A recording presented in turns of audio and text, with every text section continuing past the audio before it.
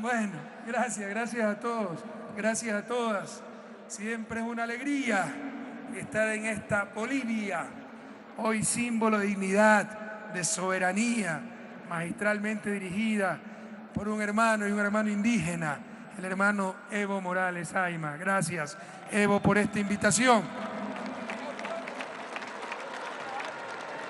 Y que viva ese Estado plurinacional de Bolivia.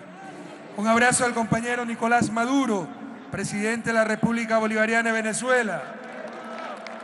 Al compañero Álvaro García Linera, vicepresidente del Estado Plurinacional de Bolivia. Al compañero Bruno Rodríguez, ministro de Relaciones Exteriores de nuestra querida Cuba. Al compañero David Choquehuanca, ministro de Relaciones Exteriores de Bolivia. Un saludo y las gracias al compañero Iván Canelas, anfitrión, gobernador de Cochabamba, a la señora Leónida Zurita, presidenta de la Asamblea Departamental de Cochabamba, al señor Eduardo Mérida, alcalde de Quillacollo, al compañero Gustavo Petro, alcalde mayor de Bogotá, y que viva Colombia y viva la paz en Colombia. A las señoras y señores miembros, compañeras, compañeros de las delegaciones oficiales que nos acompañan el día de hoy, un inmenso abrazo latinoamericano, a las invitadas e invitados especiales, a los miembros del cuerpo diplomático de organismos internacionales, nuestro afectuoso saludo, pero sobre todo, bienvenidas, bienvenidos, un cálido abrazo al Ecuador, de la patria grande, Latinoamérica, a las compañeras y compañeros representantes de los movimientos sociales nacionales e internacionales que han participado en este encuentro, estudiantes, representantes sindicales, campesinos, obreros, amas de casa de América Latina, Europa, África y Asia. Bienvenidas, bienvenidos. Voy a tratar de dar algunas ideas, lo dije también en las Naciones Unidas en forma tal vez más breve, de las cosas que debemos llevar a esa cumbre, que es un gran desafío, significa grandes esperanzas, pero también grandes riesgos. La COP21 en París, porque no solo debe existir nuestro entusiasmo, esa fuerza como la que hablaba Petro, ir masivamente a exigir nuestros derechos a París el próximo diciembre. También debemos ir con propuestas concretas, entendiendo lo que está pasando.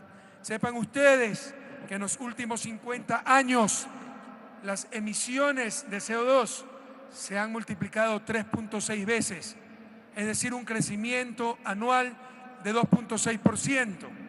De mantenerse esta tendencia, en 28 años las emisiones actuales se habrán duplicado. La evidencia indica que el consumo de energía y la generación de emisiones son directamente proporcionales al nivel de ingreso.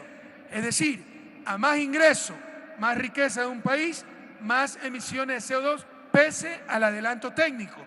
Los países ricos tienen mejores técnicas, carros más eficientes, industrias más eficientes, pero el nivel de consumo es tal que en total de todos modos consumen más energía.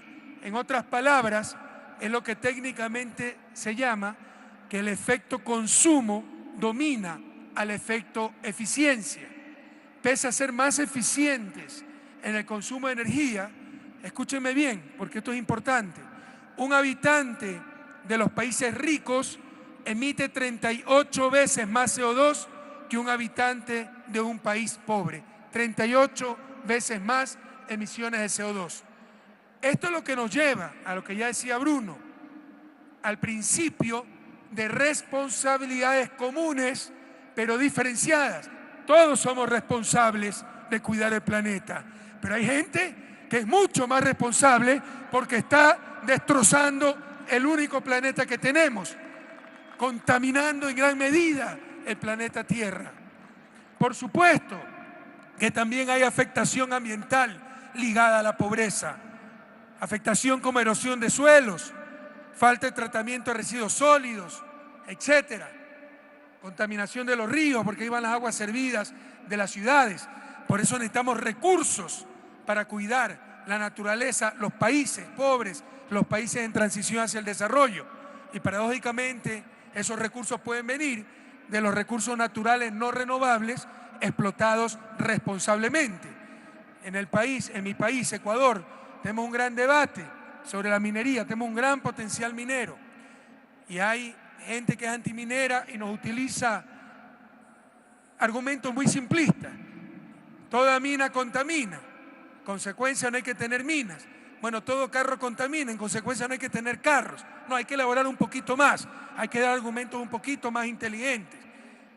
Por ejemplo, en Ecuador, de largo, de hecho todavía no tenemos gran minería, la mayor fuente de contaminación del agua dulce son las aguas servidas de las ciudades. Y para remediar ese problema tenemos que invertir miles de millones de dólares que no tenemos. A las finales Evo sí tiene, porque este tiene bastante plata, pero en Ecuador no tenemos. El nuevo Fondo Monetario Internacional de Latinoamérica. Evo la farsa le estamos llamando, por la directora del Fondo Monetario. Sí. Ahí anda haciendo cartas de condicionamiento y todo eso. Pero compañeros, con una minería bien utilizada se pueden obtener los recursos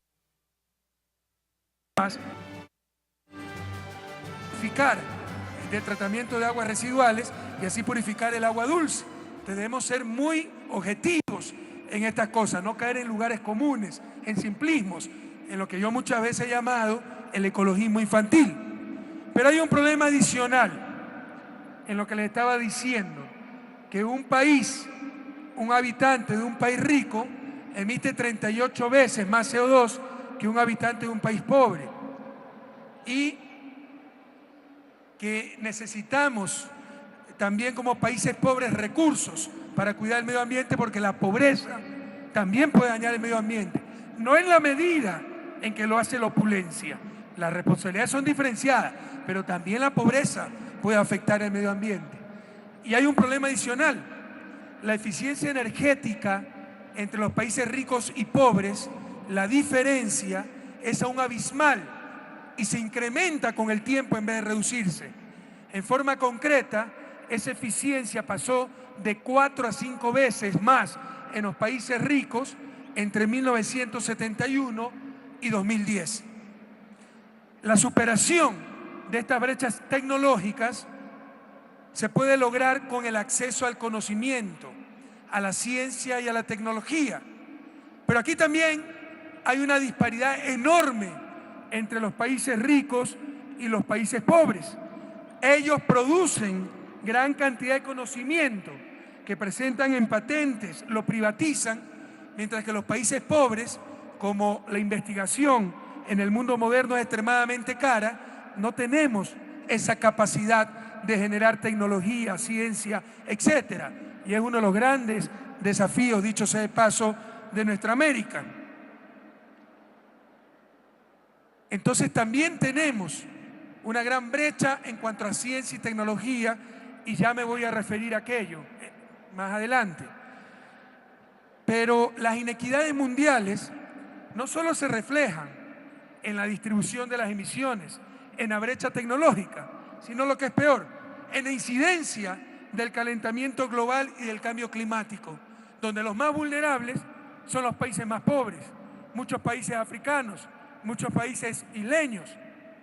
Países como Ecuador aportan menos del 0.1%, es decir, menos del 1 por 1000 de total de emisiones de CO2, pero ya sufre las consecuencias del cambio climático.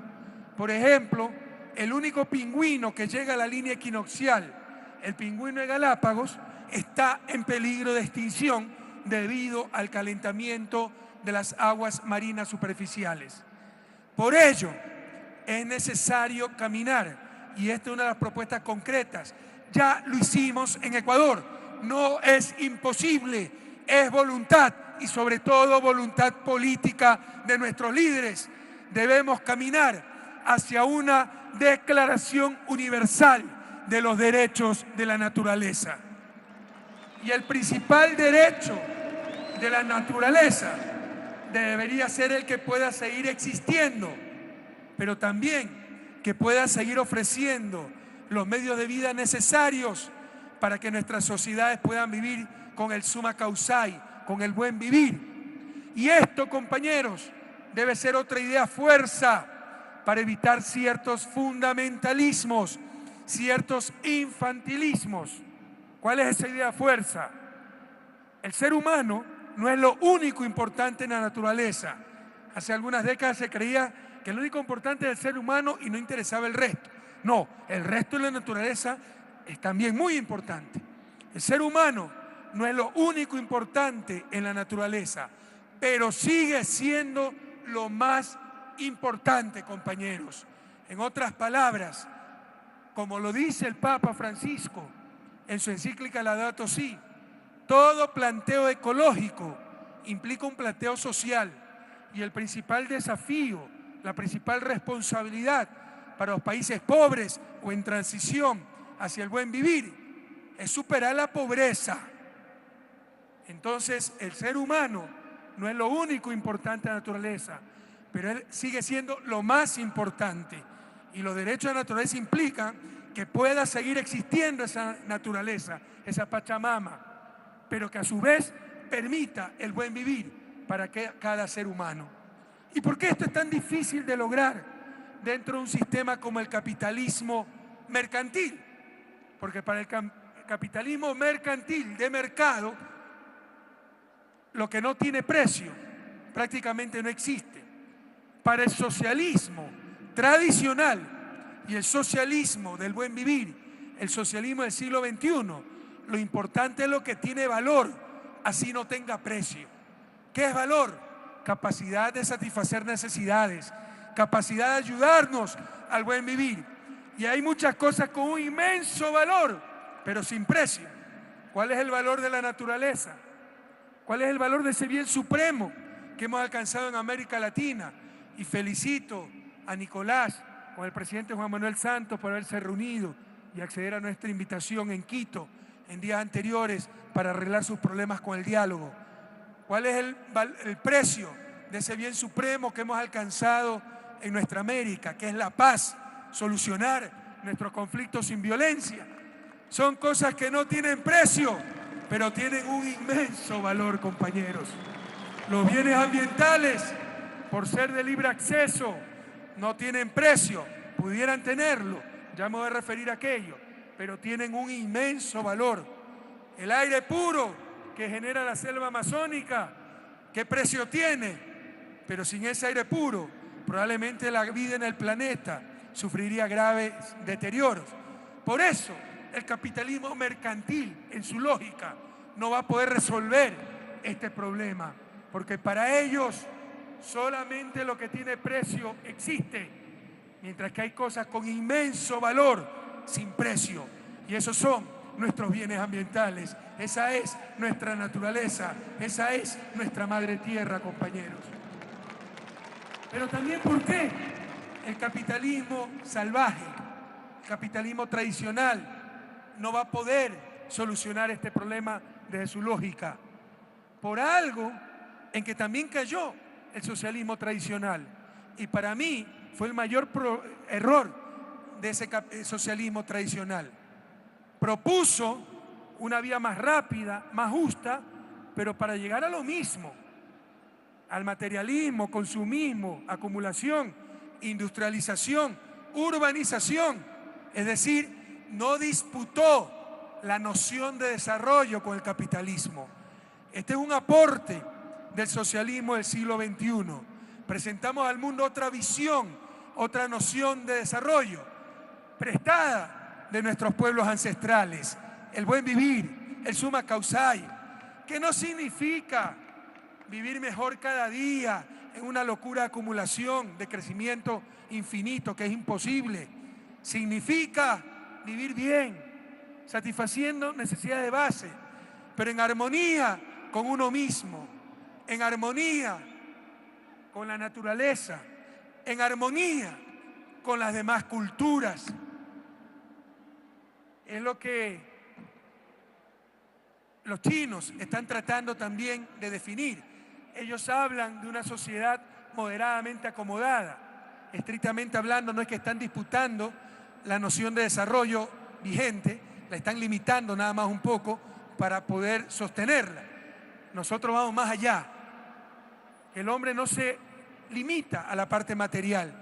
que esos postulados de la economía neoclásica son una barbaridad antropológica por donde la miren, que las necesidades son ilimitadas y los recursos limitados.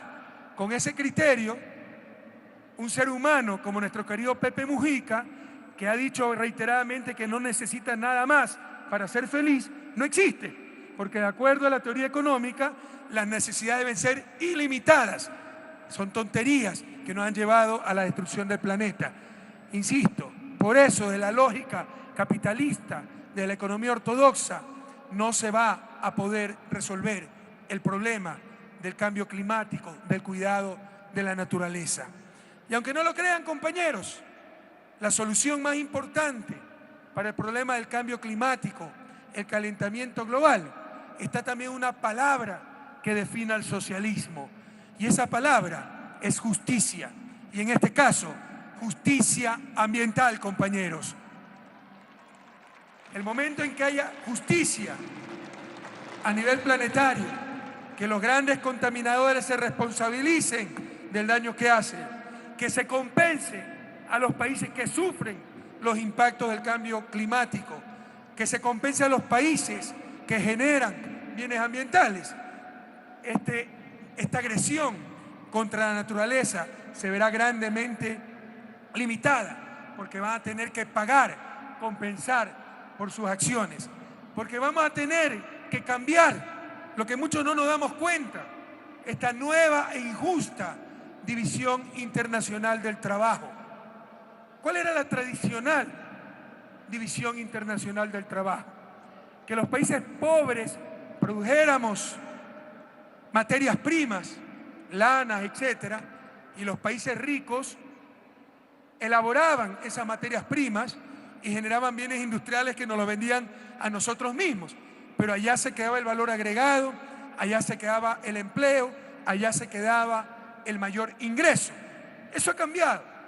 Estamos en intentos también de generar nuestra industria, de mejorar tecnologías, etcétera. Por supuesto, nos mandan tecnologías de generaciones anteriores, no tecnologías de punta, de última generación. Eso está cambiando, pero cuidado, ya estamos en otra situación. ¿Cuál es la nueva división internacional del trabajo? Que ellos producen conocimiento, ciencia, tecnología, que privatizan, mientras países como Bolivia, Venezuela, Ecuador, países de la cuenca amazónica, generamos bienes ambientales que consumen gratuitamente. Y debería ser exactamente lo contrario. Porque ¿qué pasa con el conocimiento, compañeros? El momento en que ustedes tienen un programa de computación, Evo lo tiene, utilice ese programa de computación. Nicolás lo tiene, utiliza ese programa de computación. El hecho de que Nicolás lo utilice no impide que Evo no lo utilice. El rato en que yo me como una manzana, Evo no se puede comer esa manzana. Si yo utilizo un programa de computación, Evo lo puede utilizar. Es lo que se llama no rivalidad en el consumo. Y cuando algo no tiene rivalidad en el consumo, una vez creado, mientras más gente lo utilice, mejor. Y esa es la característica del conocimiento, de la ciencia y de la tecnología. Como dice Bernard Shaw, un gran pensador, si yo tengo una manzana, te intercambio a ti, y tú tienes una manzana, e intercambiamos las manzanas, al final tú tienes una manzana y yo sigo teniendo una manzana. Si tú tienes una idea y yo tengo otra idea e intercambiamos ideas, al final del día tú tienes dos ideas y yo tengo dos ideas. ¿Se dan cuenta? El conocimiento, la ciencia, la tecnología no tiene rivalidad en el consumo, pero se la privatiza.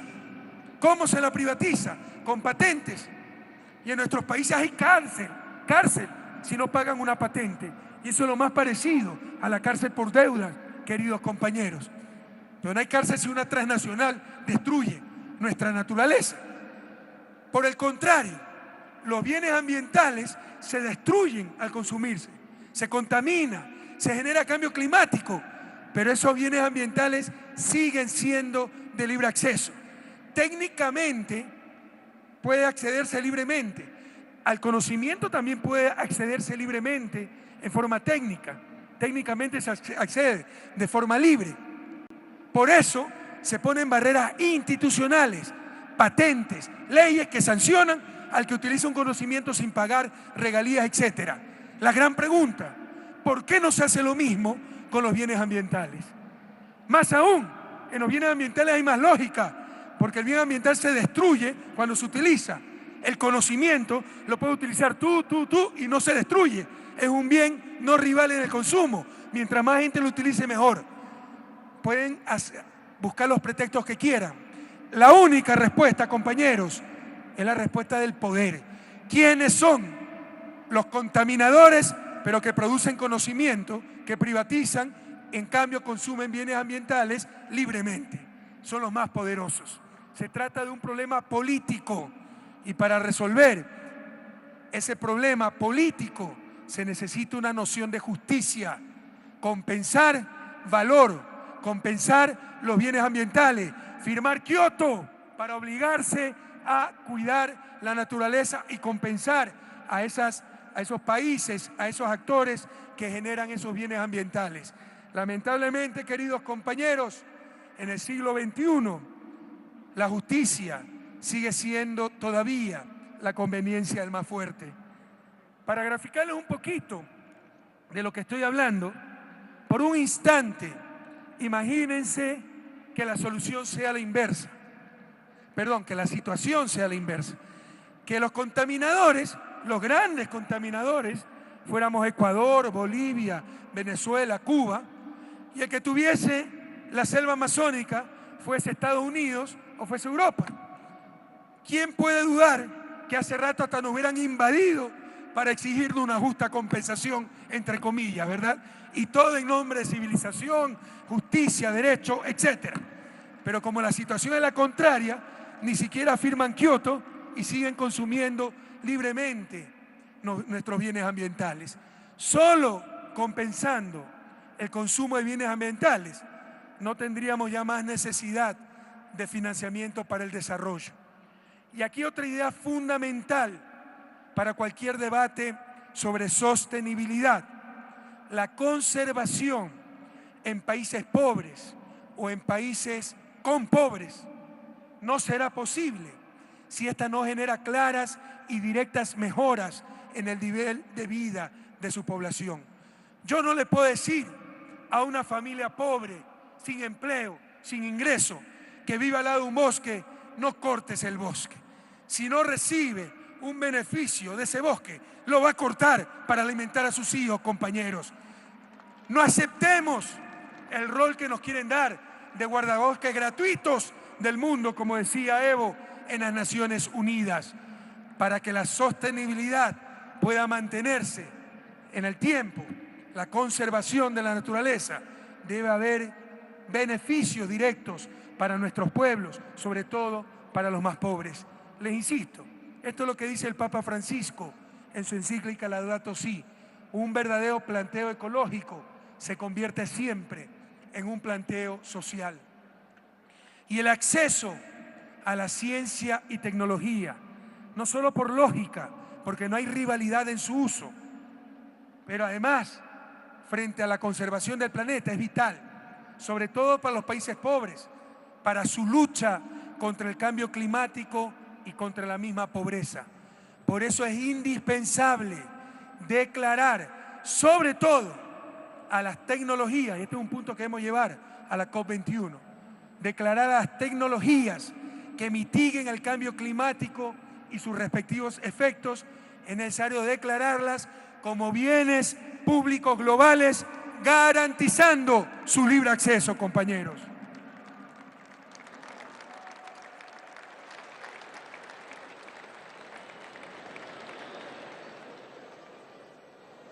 Y les dije, la solución es justicia.